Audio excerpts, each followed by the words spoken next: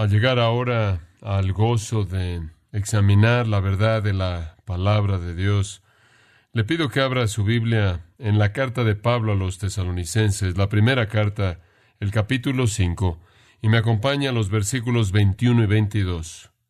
Hace 2 semanas atrás comenzamos a considerar la verdad de primera de Tesalonicenses 5, 21 y 22.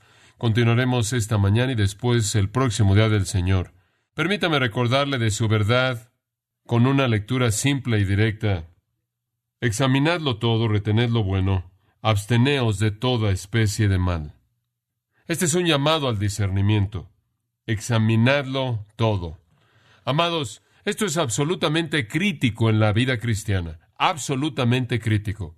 La vida cristiana es la vida más precisa de todas. Es el patrón de pensamiento y de conducta más disciplinado.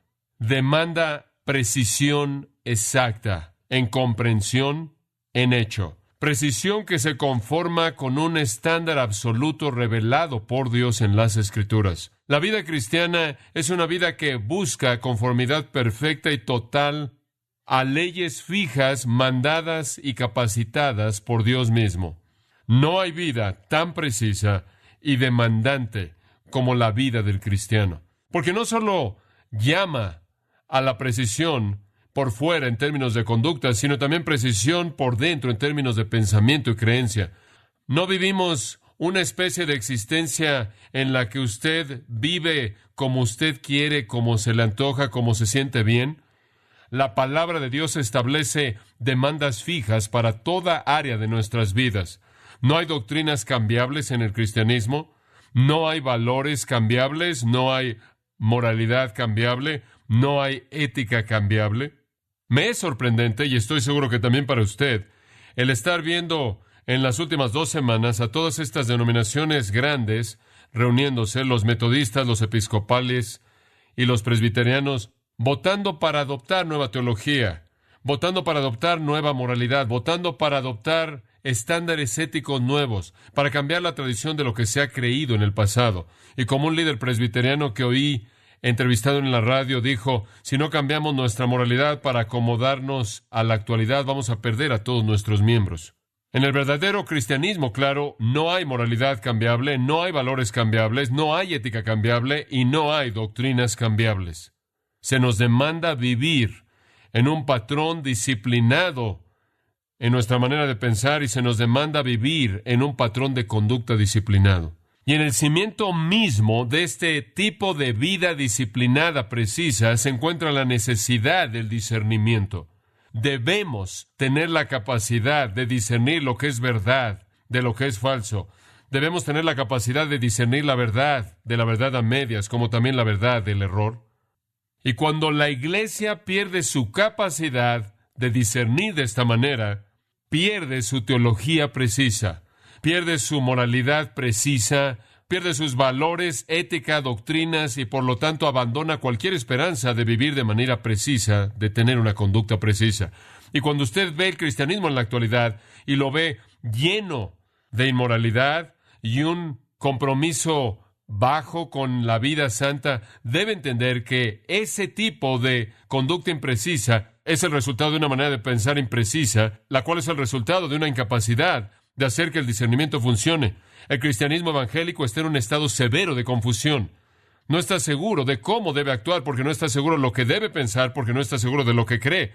Una teología diluida no va a producir una reverencia profunda, una adoración profunda, un arrepentimiento profundo, una humildad profunda, un entendimiento profundo de Dios, su naturaleza, su obra, su ministerio, sus leyes, sus estándares, sus principios.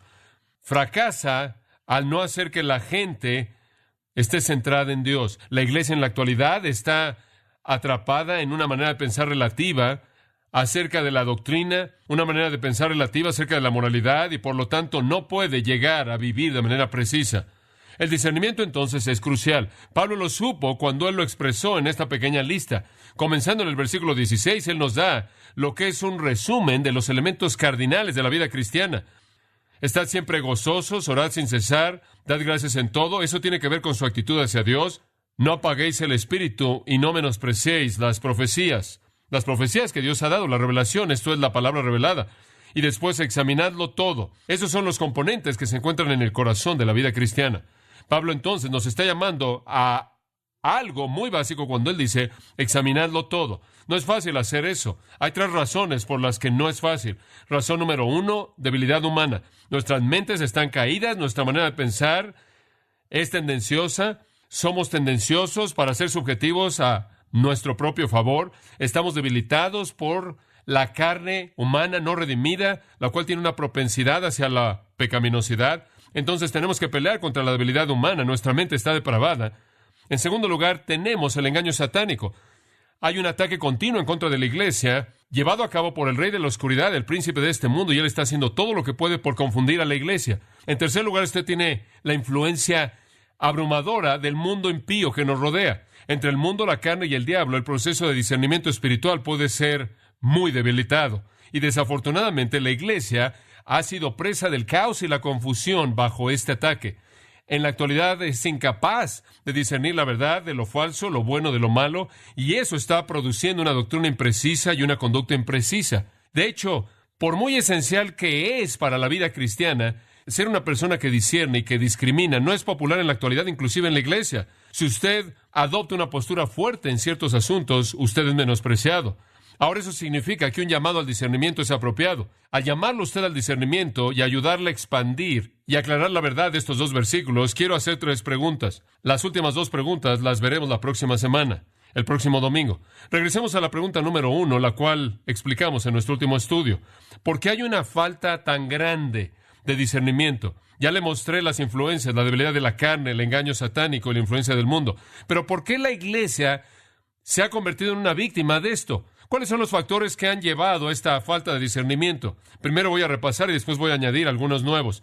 La última vez le dije que el contribuyente primordial a esta falta de discernimiento es un debilitamiento de la claridad y convicción doctrinales. Un debilitamiento de la claridad y convicción doctrinales. En la actualidad hay un ataque en contra de la doctrina, y cualquier ataque en contra de la doctrina, en últimas, es un ataque en contra de Dios. Es un ataque en contra de conocer a Dios de manera verdadera y conocer su verdad de manera apropiada, y por lo tanto, es un ataque en contra de su esencia, es un ataque en contra de adorarlo de manera precisa, y es un ataque en contra de la moralidad también. Las iglesias en la actualidad no están preocupadas primordialmente con la doctrina como tal. En la mayoría de los casos, y claro que hay excepciones en este punto, están primordialmente preocupadas con asegurarse de lo que seamos, sea lo que sea que seamos amorosos, estemos unidos, no nos dividamos, estemos enfocados en las relaciones, no confrontemos a nadie, no ofendamos a nadie, queremos ser empíricos, queremos lidiar con los sentimientos y las emociones, y queremos hacer que la gente se sienta mejor acerca de su vida, queremos que estén satisfechos en su vida, queremos que estén cómodos. Y entonces nuestra hermenéutica dominante tiene que ver con todo esto. Y le dije hace 2 semanas atrás que los liberales no pudieron vendernos su teología y por lo tanto nos vendieron su hermenéutica. ¿Qué es hermenéutica? Viene de una palabra griega, hermeneo, lo cual significa interpretar. No pudieron vendernos su teología y entonces nos vendieron sus principios para interpretar las Escrituras. Sus principios es que usted interpreta la Biblia a la luz de lo que es amoroso, lo que promueve la unidad, lo que no amenaza, lo que no es ofensivo, lo que no se opone a nadie, lo que hace que la gente se sienta bien y cómoda y contribuye a las relaciones humanas, que les traiga gozo y satisfacción y felicidad y satisfacción personal. Y si usted ve la Biblia con todo eso como los principios de interpretación, usted va a terminar con una teología liberal. Y entonces nos vendieron su hermenéutica en lugar de su teología, lo cual sabrían que nosotros no íbamos a adoptar. Pero vamos a terminar con lo mismo. De hecho, usted en la actualidad oye que el cristianismo relevante no es doctrinal. Vi un anuncio para alguna iglesia en esta semana en un volante y decía, ¿está cansado de los servicios de la iglesia tradicionales? ¿Está cansado de, no me puedo acordar exactamente de las palabras específicas, de la predicación aburrida, la cual es irrelevante? La suposición es que cualquier cosa que sea tradicional, cualquier cosa que sea bíblica, cualquier cosa que sea expositiva, de alguna manera no es relevante. Esa es una manera de pensar bastante popular. Hace algunos meses atrás, una disertación doctoral se me envió por parte de un joven que lo escribió para completar su tarea de doctorado en filosofía y la escribió comparando mi predicación con la de otro predicador bien conocido. Y su evaluación final de mi predicación al final de la sección fue que MacArthur es preciso pero irrelevante. Él habla la verdad pero no es relevante. Ahora, no sé cómo hablar la verdad puede ser de manera posible irrelevante. Por otro lado, sería hablar mentiras pero ser relevante. No estoy seguro lo que eso quiere decir. La irrelevancia está asociada con predicar la palabra de Dios, con ser dogmático o hablar la verdad de manera firme en la actualidad. Entonces la adoración y la predicación y la conducta reflejan este tipo de compromiso doctrinal débil. Puedo pensar en tantas tendencias sorprendentes en los últimos 5 a 10 años, inclusive estaciones de radio que antes estaban dispuestos a transmitir todo lo que predicamos en el aire. Ahora nos escriben y nos dicen, si hablas de este asunto, de aquel, no lo vamos a transmitir porque va a ofender a algunos de nuestros oyentes y queremos ser amorosos. Debemos ser amorosos también, pero usted debe hablar la verdad en amor. Obviamente el discernimiento no va a florecer en una atmósfera de pensamiento confuso, obviamente. Observe 2 de Timoteo por un momento, capítulo 4. En 2 de Timoteo, capítulo 4, versículo 1, Timoteo es llamado de manera solemne con un cargo intimidante. Él le dice, Pablo, te encarezco delante de Dios y del Señor Jesucristo, que juzgará a los vivos y a los muertos en su manifestación y en su reino. En otras palabras, quiero que te sientas muy intimidado. Quiero que sientas mucha motivación. Tú estás siendo observado por Dios y estás siendo observado por Cristo Jesús, quien va a juzgar todo. Y te quiero decir una cosa, Timoteo, versículo 2, predica la palabra. No abandones eso. Debes estar listo a tiempo y fuera de tiempo. En otras palabras, cuando es tolerado y cuando no es tolerado, cuando es popular y no es popular, aceptado y no aceptado. Tú predica la palabra. ¿Y cómo va a salir? Él va a reprender, va a exhortar, y tú simplemente hazlo con mucha paciencia y doctrina. Ese es el mandato. Debemos predicar la palabra. Damos por sentado que va a reprender a la gente o los va a convencer de pecado. Damos por sentado que los va a reprender o los va a hacer enfrentar el desvío de su conducta y de su manera de pensar, de su creencia. Suponemos que los va a exhortar, lo cual es una palabra que significa que los va a advertir del juicio y llamarlos a cambiar su conducta. Así es como debemos predicar. Después, en el versículo 3, él dice, porque vendrá tiempo cuando no sufrirán la sana doctrina, sino que teniendo comezón de oír, se amontonarán maestros conforme a sus propias concupiscencias y dejarán la verdad y se volverán a las fábulas. La responsabilidad primordial de cualquier predicador y cualquier pastor es asegurarse de que predica la palabra a su congregación y les da doctrina sana. No siempre va a ser lo que quieren, siempre va a ser lo que ellos necesitan. Y cuando ellos comienzan a amontonarse maestros que van a rascarles los oídos y los van a hacer sentir bien, que los alimentan con lo que quieren oír de acuerdo con sus deseos, se van a desviar de la verdad y se volverán a las fábulas. El discernimiento no va a florecer en una atmósfera como la que tenemos en la actualidad, lo cual se caracteriza, como lo acabo de describir, como una de confusión doctrinal en lugar de que tenga convicción doctrinal. Hay una segunda causa que le señalé en nuestro último mensaje y contribuye también a esta falta de discernimiento. Es no ser antitético y sigue a la primera. Esta cultura no quiere ser antitética, no quiere debatir, no quiere ser polémica, quiere ser relativa. Estamos sintiendo la influencia de años de existencialismo, de subjetivismo. La gente simplemente quiere que en cierta manera se encuentre en un espectro amplio de relativismo. No hay asuntos blanco y negro, asuntos absolutos, pero la predicación bíblica, la enseñanza es absoluta.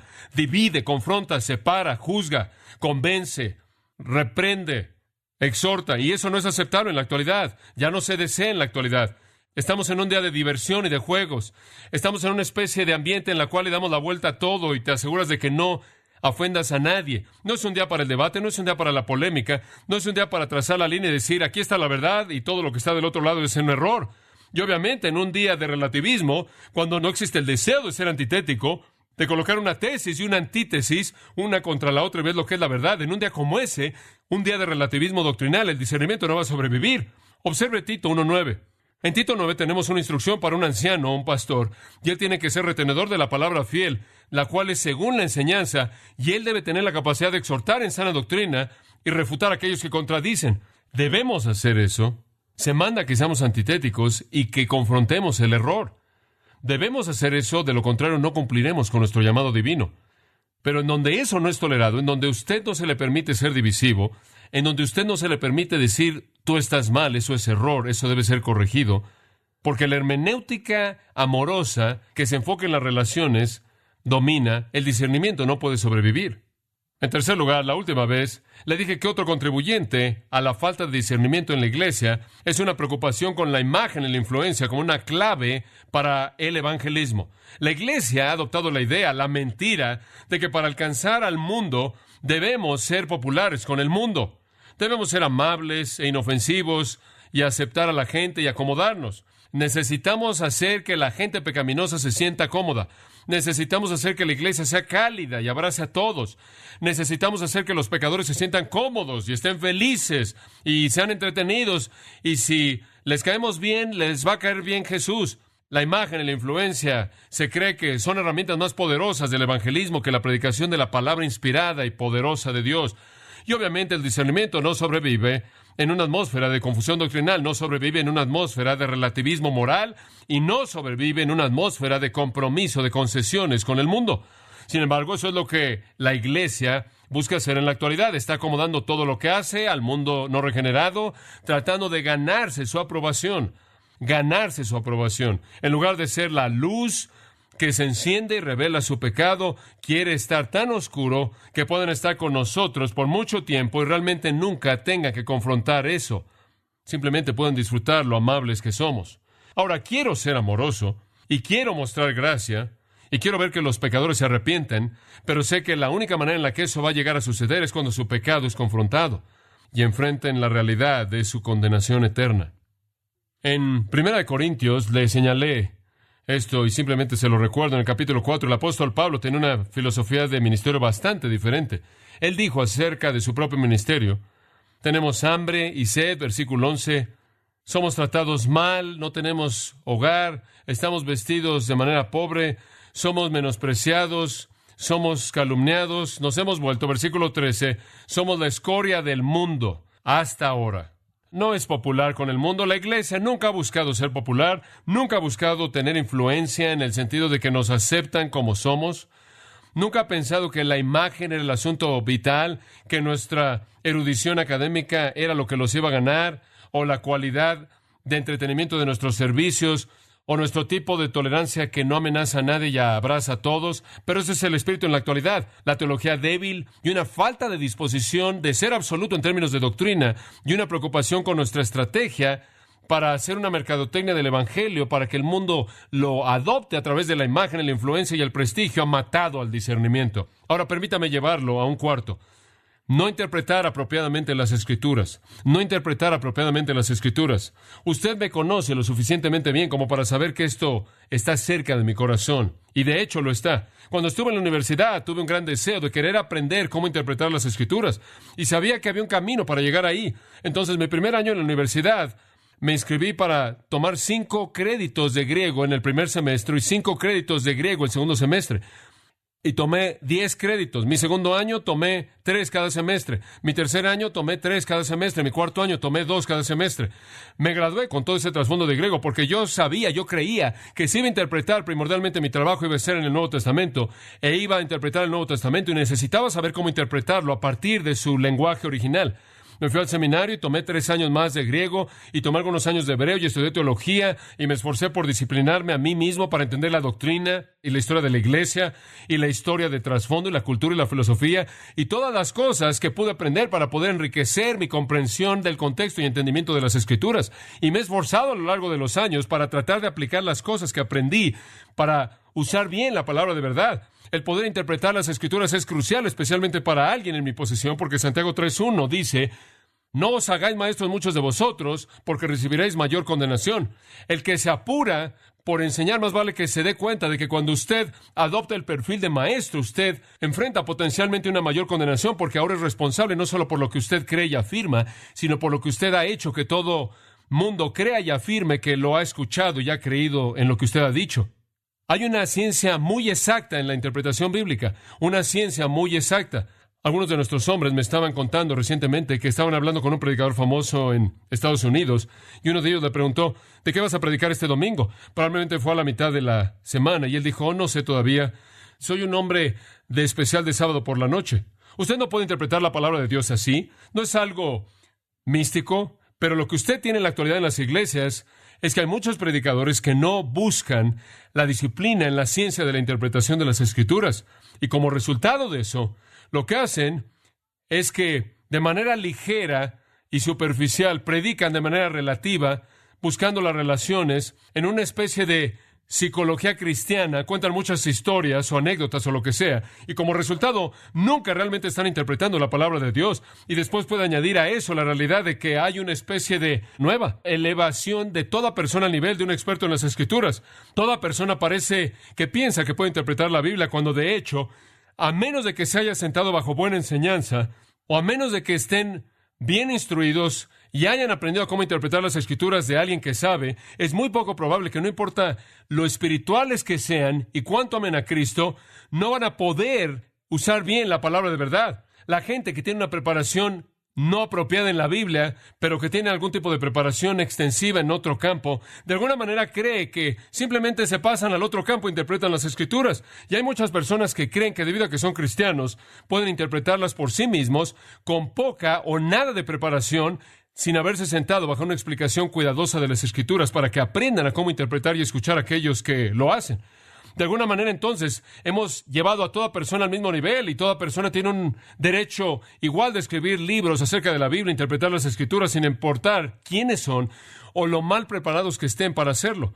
Y después puede usted añadir otro problema que lleva a esta falta de interpretación apropiada, y ese es el movimiento carismático que está arrasando con el mundo, que básicamente dice que usted simplemente lee la Biblia y de alguna manera Jesús le va a decir lo que significa. De alguna manera simplemente emana a partir de usted desde adentro de manera mística, lo cual elimina la necesidad de interpretación en absoluta.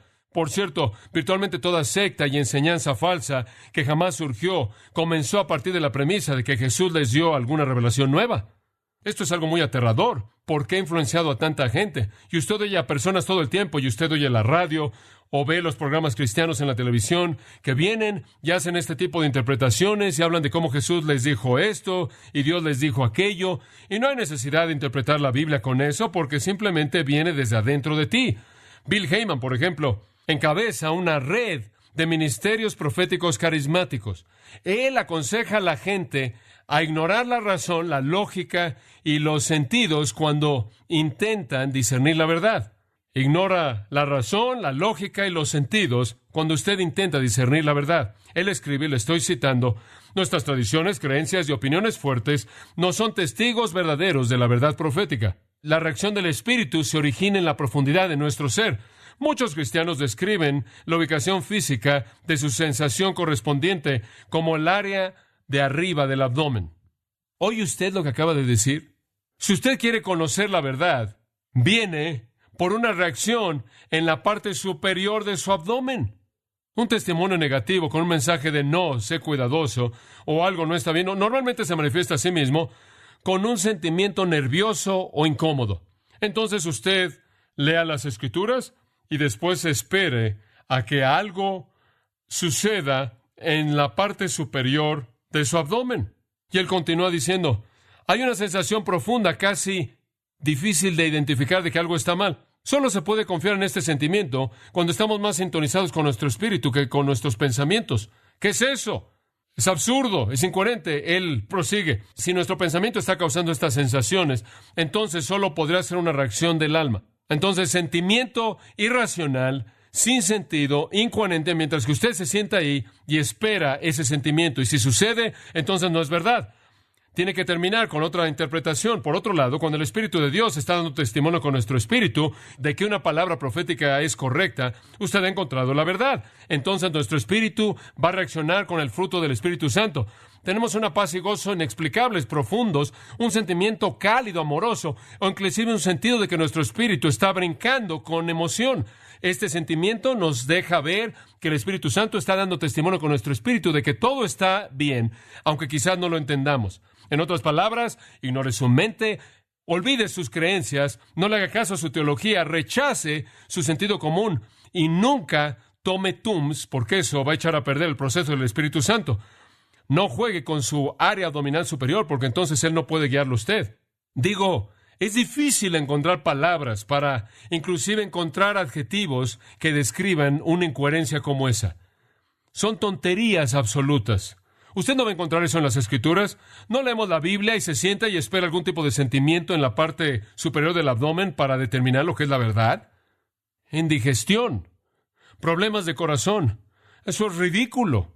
Podría darle usted los mismos sentimientos o inclusive más grandes Sin embargo, ¿cuántas personas siguen ese tipo de consejo? Millones. Y después transfieren su membresía de la iglesia a esa iglesia y donan sus ahorros de por vida a ese ministerio. El precio del misticismo carismático y del subjetivismo es demasiado alto. Todo mundo tiene la libertad de decir y enseñar lo que la parte superior de su abdomen le dice. La naturaleza excepcional y necesidad de interpretar las Escrituras ha sido eliminada. Entonces, por un lado, usted tiene a personas que quizás podrán interpretarlo, pero han decidido irse por la psicología cristiana y contar anécdotas. Por otro lado, tiene usted a personas que realmente no tienen las herramientas para interpretarlas, pero están intentando. Y después tiene usted un tercer grupo de carismáticos que se están sentando, esperando algún sentimiento que les diga que eso está bien. Es sorprendente que no podemos discernir la verdad porque estudiamos las Escrituras de manera equivocada.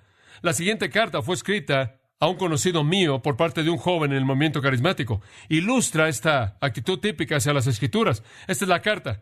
La experiencia más grande en amor que jamás he tenido fue a los pies de la cruz, conforme la sangre de Jesucristo fue derramada sobre mí. Él me llenó con su espíritu. Él me llevó por el valle de la ciudad de Jerusalén al lugar santísimo, y ahí me vi a mí mismo en Él y Él en mí. Recibí el bautismo como de fuego, y a partir de ahí su amor mora en mí. Y a partir de esto tengo comunión diariamente. Bueno, ese párrafo entero es bastante místico para mí. No sé de qué está hablando, no sé qué realmente quiere el bautismo de fuego, eso es juicio. Pero podemos disculparlo en ese error por un momento y seguir el resto de la carta. No siento la necesidad de estudiar las Escrituras porque yo sé que Jesús se ha revelado a sí mismo en mí. Y conforme Él mora en mí, ahí está la palabra. Las Escrituras son una fuente secundaria. ¿Entiende por qué la gente no puede discernir? Porque no tiene un estándar para el discernimiento. ¿Entiende por qué la gente puede sentarse en esos programas de televisión y simplemente continúan promoviendo cosas incoherentes, ridículas, y nunca nadie dice, un momentito, eso está mal, no es verdad, no está en la Biblia, no puede ser defendido? Nunca nadie dice eso porque la experiencia es lo que lo valida. Los reformadores pelearon contra el error con la interpretación apropiada de las Escrituras. Ahora en el siglo XX, la Iglesia va a tener que pelear la misma batalla, nada más que en esta ocasión no estamos peleando contra los católicos romanos, estamos peleando contra los protestantes, quienes han caído en los mismos patrones de ineptitud al manejar las Escrituras. Y la palabra debe ser interpretada de manera apropiada, y entonces vamos a entender la verdad necesaria, precisa para la vida santa, si es entendida de manera correcta. Observe 2 Timoteo capítulo 2 por un momento, y quiero llevarlo de regreso a un pasaje conocido y ayudarle, espero, en su entendimiento, a que entienda mejor esto. En 2 Timoteo 2:15, Pablo dice: procura con diligencia presentarte a Dios aprobado como obrero que no tiene que avergonzarse, que usa bien la palabra de verdad. Esto es muy directo. Procura con diligencia ha sido traducido presentarte a Dios aprobado como obrero que no tiene que avergonzarse, que usa bien la palabra de verdad. La implicación del versículo es que si usted no usa la palabra de verdad con precisión, usted debe avergonzarse. Debe avergonzarse. Y si usted no quiere avergonzarse y quiere usar bien la palabra de verdad, no espera algún movimiento en la parte superior de su abdomen. Usted estudia de manera diligente, buscando la aprobación de Dios como un obrero apto, capaz, que usa bien, que traza derecho a las Escrituras. Y esto nos da, por cierto, un entendimiento rico en la precisión que se demanda en la interpretación bíblica. Ahora, recuerda esto, la gente no cree en falsa doctrina por diseño. Digo, no están diciendo, quiero encontrar una doctrina falsa, quiero encontrar una mentira, estoy buscando un engaño aquí. No es por diseño, por motivación que erran de manera tan terrible. Es por pereza, ineptitud, falta de cuidado, insensatez en el manejo de las Escrituras. Siga esto en el versículo 17 y conozca a dos personas. Aquí abre una ilustración de esto, Himeneo y Fileto. Dice que estos hombres, versículo 18, se desviaron de la verdad. Ahora deténgase ahí por un momento. Ese pequeño verbo, se desviaron, significa que ellos erraron en aquello a lo que estaban apuntando. Y la idea aquí es que estaban apuntando a la verdad, simplemente no llegaron ahí. La gente no termina con el error porque están buscando el error.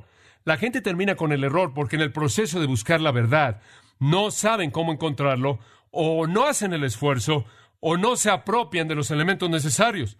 Ellos erraron en aquello en lo que estaban apuntando. Pudieron haber tenido el objetivo correcto, la verdad, pero no le dieron al blanco. Erraron y terminaron con algo ridículo. Terminaron diciendo que la resurrección ya se había llevado a cabo. ¿Cómo es que usted promueve eso? ¿Le va a decir a la gente que ya murieron y resucitaron? Dice usted, bueno, espera un momento. Sé que estuve muerto y ya estoy vivo de nuevo. No me puedes engañar con eso. Claro que puedo. Debieron haber terminado con el hecho de que era algún tipo de resurrección espiritual. La única resurrección que va a haber va a ser espiritual. Y así había sido. Quizás fueron los aniquilacionistas originales. inventando la idea de que cuando usted muere, deja de existir. Entra en un sueño del alma, lo que sea. Quizás estaban diciendo que los cristianos ya habían enfrentado la resurrección, que iba a haber y ya no había ninguna futura y que la resurrección era espiritual. ¿Y sabe qué? Trastornaron la fe de algunos. Para toda idea ridícula hay un grupo de seguidores, ¿verdad? Especialmente aquí en California. Simplemente déjese la barba, póngase una túnica, vaya a la playa y diga que es Moisés y va a tener a 50 seguidores en media hora. Siempre va a haber un grupo que lo va a seguir.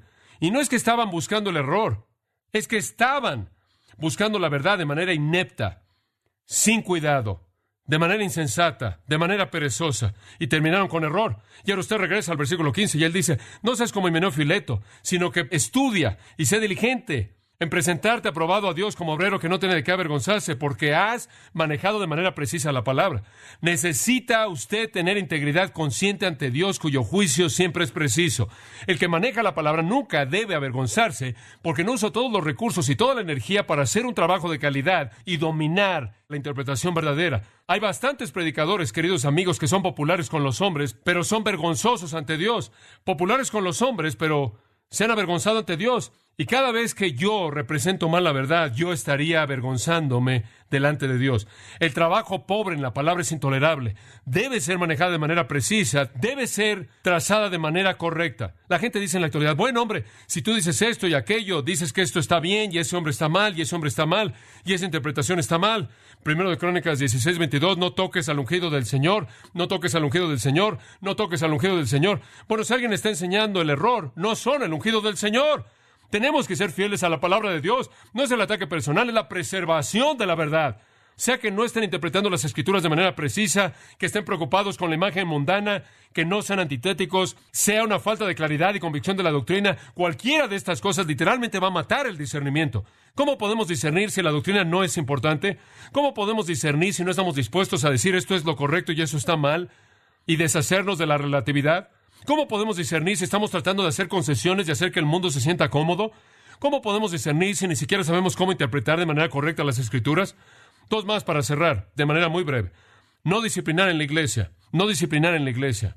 Amados, hay un asunto muy importante y quiero simplemente mencionarlo de manera breve, pero escuche con atención lo que voy a decir.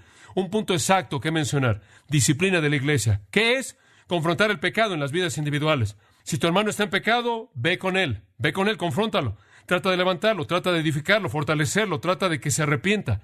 Jesús dijo, si alguien está en pecado, acércate a él. Si no se arrepiente, toma a dos contigo. Si no se arrepienten, dile a la iglesia entera. Y si todavía no se arrepiente después de eso, sácalo.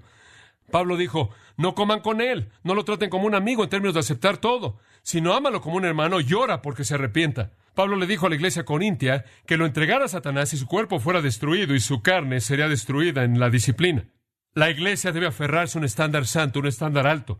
Hay ocasiones cuando tenemos que confrontar el pecado. Hace 2 semanas atrás, un miembro de nuestra iglesia me llevó con él para confrontar a un hombre que estaba en pecado, quien había dejado a su esposa, estaba viviendo con una mujer, no su esposa, y estuvimos ahí esperando cuando él se apareció en cierto lugar y le dijimos, estamos aquí para llamarte a la santidad y queremos orar por ti y contigo. Y si no responde, van a oír de esto porque tenemos que seguir ese proceso. Ahora escuche con mucha atención. Cuando usted disciplina en la iglesia, esto significa que usted confronta el pecado, levanta un muro entre el mundo y la iglesia. No hay duda al respecto. Usted eleva un muro entre el mundo y la iglesia. Porque si usted confronta a alguien con su pecado y no dejan de pecar, usted lo saca. Quizás ni siquiera son cristianos, pero mantiene el muro muy, muy claro. Aquí hay personas que están caminando en obediencia al Señor y aquí están los que no están. Y ese muro de separación entre la iglesia y el mundo es crucial. Pero tan pronto como usted deja de disciplinar el pecado, el muro cae, el mundo se mezcla con la iglesia y usted no puede distinguirlos. No puede distinguirlos. El mundo se siente cómodo. Y usted no sabe si está tratando con creyentes o incrédulos. ¿Por qué cree usted que el Señor mató a Ananías y a Zafira en frente de la iglesia entera? Ahora, en la actualidad, cualquier estratega de mercadotecnia de la iglesia, del crecimiento, diría que ese fue un acto necio por parte de Dios, porque le dio a la iglesia una mala reputación. ¿Sabe cuál fue la reputación de la iglesia? No se une en esa organización porque la gente muere ahí. La reputación se esparció ahí como un incendio. 2 personas llegaron a la ofrenda, no le dieron a Dios lo que dijeron que le iban a dar, y murieron. ¡Wow! Quédense lejos de esa organización. ¿Cómo funciona eso para la mercadotecnia? Es como estar a cargo de un restaurante en donde las últimas 2 personas que comieron ahí murieron. ¿Le va a ayudar eso a la publicidad? No se unan a esa organización. La gente se muere ahí. Toman muy en serio el pecado ahí. Y sabe una cosa, si lo encuentran usted pecando, se acercan a usted y lo confrontan, y si usted no lo enfrenta, hablan de manera pública de usted. Oí acerca de una iglesia esta semana. Tenía una regla de 2 años, y una de sus personas dijeron que venía la gente a su iglesia que estaba viviendo una situación pecaminosa, estaban hablando de un homosexual, no querían decir nada acerca de esto por lo menos en 2 años, hasta que la persona se sintiera muy cómoda y aceptada, y después entonces iban a enfrentar el pecado. ¿Sabe lo que eso me dice? Si un homosexual puede sentarse en una iglesia de manera cómoda y aceptada por 2 años, esa iglesia no ha dicho lo que debe estar diciendo. No creo que un homosexual puede venir a Grace Community Church por 2 años, punto. Cómodo o incómodo. Él va a tener que decirse a sí mismo, me voy a salir de este lugar, no necesito escuchar a este hombre. ¿Quién necesita esto? O se va a arrepentir. Yo recibo cartas, muchas cartas interesantes, algunas inclusive escritas por homosexuales que simplemente vienen una vez y me escriben cartas impresionantes acerca de su enojo y hostilidad, y otros pecadores de otro tipo de pecado, claro. Usted tolera el pecado en la iglesia y usted tiene que tolerar el pecado en general, y ahora usted ha destruido la santidad de la iglesia y ahora la iglesia no puede discernir. ¿En dónde es que usted va a trazar la línea? Usted ya ha dicho que no va a trazar líneas. Quiere que todo el mundo se sienta cómodo. Usted quiere tolerar las concesiones hasta el punto en donde el discernimiento y la discriminación no son toleradas. Observe 1 Pedro 4. 1 Pedro 4:17. Esto es tan simple como puede ser en términos de un entendimiento. Porque es tiempo de que el juicio comience con la casa de Dios.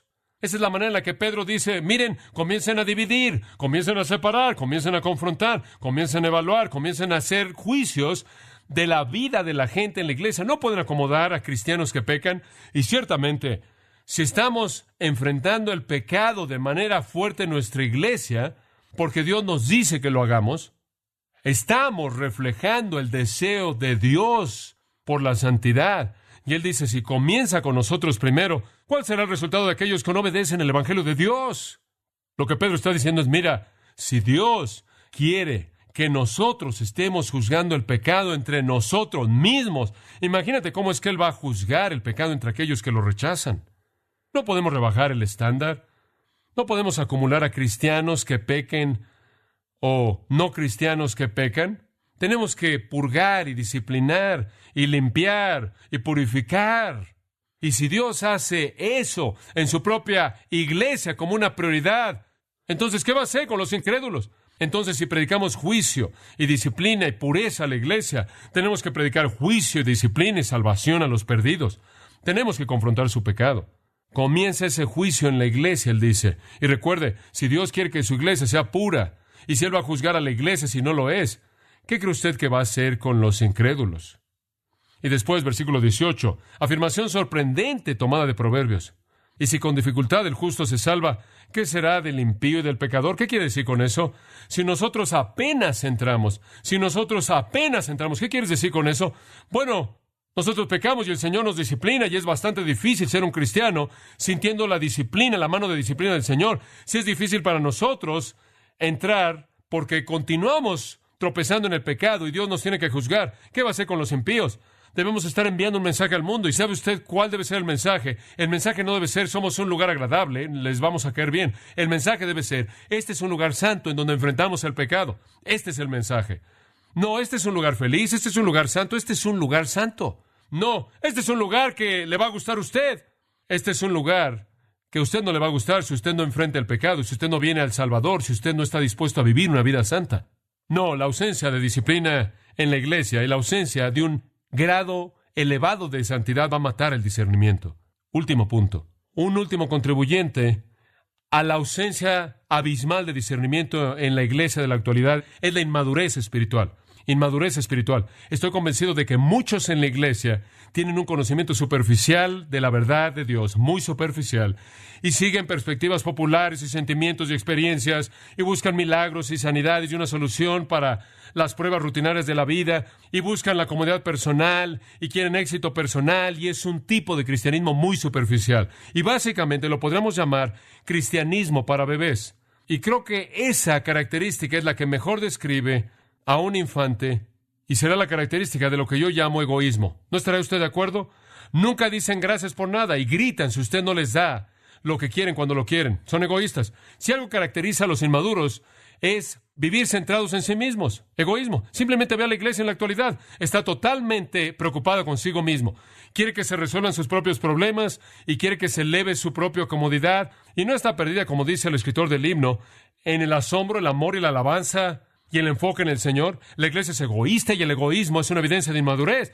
La iglesia es como un bebé centrado en sí mismo, viendo al mundo entero con la necesidad de detenerse, mientras que sus necesidades son satisfechas y sus deseos son cumplidos. No hay discernimiento en la inmadurez. Regresa a Efesios 4. Y le voy a mostrar aquí un versículo familiar que usted ya conoce, pero presenta el punto. Efesios 4:14 dice, ya no debemos ser niños, y aquí está la razón. Los niños son arrojados de aquí para allá por todo viento de doctrina, por la estratagema de hombres que buscan engañar. Y ahí está. La inmadurez espiritual hace que la gente sea víctimas. Hace que la gente sea víctimas. No saben lo que está bien, no saben lo que está mal. Son llevados por todos lados. Son engañados fácilmente. ¿Cómo cambia usted eso? Versículo 15. Hablando la verdad en amor. Versículo 15. Hablando la verdad en amor debemos crecer. ¿Cómo es que la iglesia crece? Crece bajo la verdad clara, hablada en amor. Así es como crece y es edificada. Habla de eso al final del versículo 16, del crecimiento del cuerpo para la edificación de sí mismo en amor. La inmadurez simplemente no discierne. Es como un pequeño bebé que anda gateando ahí en el piso y se mete todo lo que encuentra en la boca sin discernimiento. No sabe lo que está bien, no sabe lo que está mal. Tenemos una inmadurez así. De la mano con esto es una falta de discernimiento. Y eso es un resultado directo de enseñanza superficial, predicación, del tipo de cosas extraños, místicos, ridículos, que promueven en gran parte el movimiento carismático, el tipo de cosas que salen de gente que quizás no están preparados de manera apropiada. Y a partir de las anécdotas, el tipo de predicación que se enfoca en las relaciones, que carece de una sustancia realmente profunda y doctrina de cimiento, lo cual es esencial para que nosotros crezcamos. Un último texto, Hebreos 5. Y cimenta este punto final de la inmadurez, Hebreos 5. En otro contexto, este principio aquí ciertamente es ilustrado. El escritor de Hebreos le dice a sus lectores en Hebreos 5:12, es tiempo de que ustedes sean maestros. En otras palabras, ya han estado aquí por bastante tiempo, ya han oído lo suficiente como para que puedan enseñar. Pero el problema es que en lugar de que puedan enseñar, tienen necesidad de que alguien les enseñe a ustedes los principios elementales de los oráculos de Dios y han llegado a tener necesidad de leche y no de alimento sólido. Porque todo el que participa de la leche no está acostumbrado a la palabra de justicia. Él es un bebé, ustedes son bebés. Han estado aquí mucho tiempo como para que sean maestros, pero en lugar de que sean maestros tengo que darles leche. Y tengo que continuar darles cosas elementales. No pueden recibir comida sólida. No están acostumbrados a la palabra de justicia. La palabra. Tienen todas estas cosas experimentales y acumulan muchas historias. Ya han tenido muchos sentimientos emocionales, pero no conocen la verdad. Y después en el versículo 14, pero el alimento sólido es para los maduros, quienes debido a la práctica tienen sus sentidos acostumbrados para discernir el bien y el mal. El discernimiento y la madurez van de la mano. El discernimiento y la madurez van de la mano. Sentarse bajo la palabra, entender la palabra de justicia, recibir el alimento sólido, involucrarse en la práctica espiritual, conducta. Esto acostumbra, entrena sus sentidos para discernir el bien y el mal. Entonces, sea que usted está hablando de una falta de convicción doctrinal, sea que esté hablando usted acerca de la imagen o la influencia como la clave para el evangelismo, la falta de disposición de ser absoluto y este deseo de ser relativo, sea que esté hablando de una interpretación impropia de las Escrituras, o sea que esté hablando usted de la ausencia de la disciplina en la iglesia o en madurez, y todas estas se solapan y están entremezcladas. Estas cosas son los contribuyentes a la pérdida de discernimiento. Suaves en la doctrina cuando no estamos realmente seguros de lo que queremos. No queremos ser blanco y negro, no queremos causar problemas, queremos asegurarnos de que hacemos las suficientes concesiones con el mundo como para hacerlos sentir cómodos para que podamos ganarlos, interpretando las Escrituras de manera ligera. Inmaduros espiritualmente, no tenemos esperanza de discernir. Sin embargo, las Escrituras dicen, Proverbios 14, el conocimiento viene de manera fácil al que discierne, Proverbios 14:33. La sabiduría reposa en el corazón del que discierne, Proverbios 16:21. El sabio de corazón es llamado alguien que discierne, Proverbios 17:24. Un hombre que discierne mantiene la sabiduría en mente, pero los ojos de un necio se desvían a los fines de la tierra. Todos esos salen de la versión internacional. Los que no disciernen simplemente se desvían por todos lados, pero el que discierne está enfocado. Ahora, algunos de ustedes disciernen muy bien, realmente, acerca de la comida que comen, sacan la caja y la ven y leen todas esas cosas acerca de cuántos gramos de grasa y y qué cantidad de la nutrición requerida diaria de lo que tiene. Y es muy cuidadoso usted en evitar cualquier tipo de pesticida y quiere comer de manera saludable y discierne mucho acerca de eso.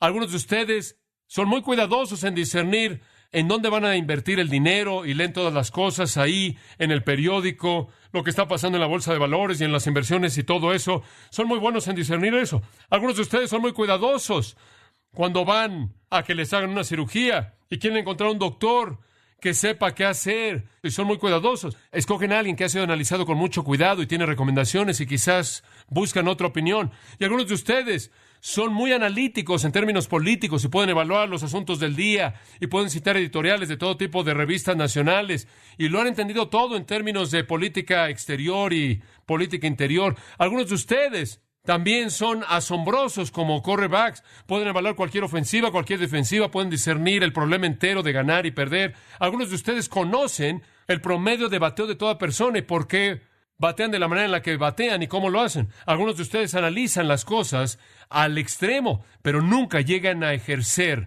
sus facultades analíticas en el espíritu y en la palabra para discernir lo que está bien y lo que está mal. ¡Qué triste! Y debido a que la iglesia no discierne, está siendo envenenada con un químico mortal que se ve como agua viva. Ahora eso es suficiente para la pregunta número 1. ¿Cómo se convierte usted en una persona que discierne? Eso es para la próxima vez. Oremos. Padre, oramos que a través de este mensaje esta mañana podamos diagnosticar de una mejor manera lo que nos rodea y comencemos a corregir nuestro curso para corregir eso. No queremos ser avergonzados. Queremos ser como los nobles de Berea, que escudriñaron las Escrituras diariamente para ver si estas cosas eran así. Queremos ser personas que disciernan tanto como ellos. Y sabemos que nos has dado tu palabra, y nos has dado tu espíritu, y nos has dado maestros que nos enseñan, predicadores que nos predican, escritores capaces que nos escriben, para que podamos aprender a cómo discernir. Y Señor, ayúdanos a estar dispuestos a llegar a tener convicciones que sean verdaderas y fuertes y pelear por esas cosas y no volvernos parte del desvío. Ayúdanos a estar dispuestos a disciplinar, a buscar la santidad. Señor, que crezcamos en la madurez espiritual con nuestros sentidos entrenados para discernir el bien y el mal, para que podamos honrarte. Nos has dado todo lo que necesitamos para discernir. Nos has dado la verdad, la palabra, el estándar. Nos has dado el Espíritu que nos enseña. Y nos has dado a todos maestros para enriquecernos. Y que usemos todo lo que nos has dado para que podamos discernir de manera apropiada lo que es más importante en la vida. Y eso es tu verdad. Y te damos gracias, Señor, por lo que tú vas a hacer en nuestras vidas y para tu gloria, en el nombre de Cristo. Amén. Usted ha escuchado a John MacArthur, maestro bíblico de Gracia a Vosotros. Para más información y acceso gratuito a todos los mensajes de John, así como una lista de libros incluyendo la Biblia de estudio, visite la página web en gracia.org.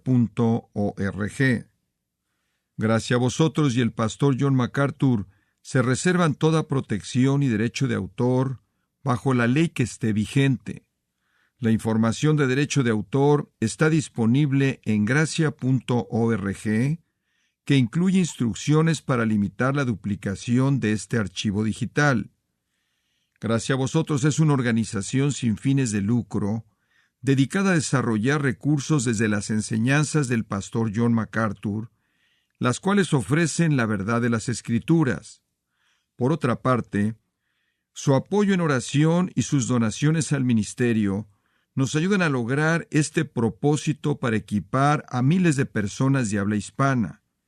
Si desea hacer una donación o ofrenda, puede hacerlo utilizando su tarjeta Visa, Mastercard, Discovery o American Express, ingresando a gracia.org, y si vive en Estados Unidos o Puerto Rico, también puede llamarnos al 1-866-5-GRACIA, esto es, 1-866-547-2243.